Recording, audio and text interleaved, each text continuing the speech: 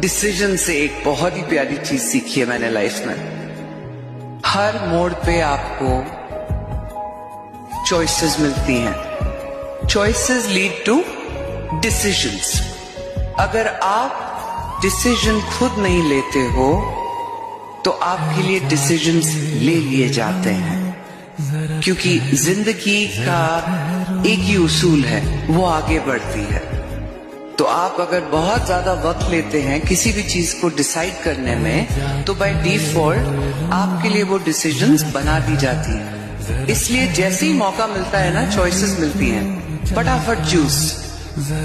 Don't get worried कि wrong choice है, right choice है, बढ़िया चॉइस है, करूं नहीं करूं। बढ़िया है, गलत है, जो भी है बाद में पता चलेगी। But you must move forward and make a choice, and with practice you will choose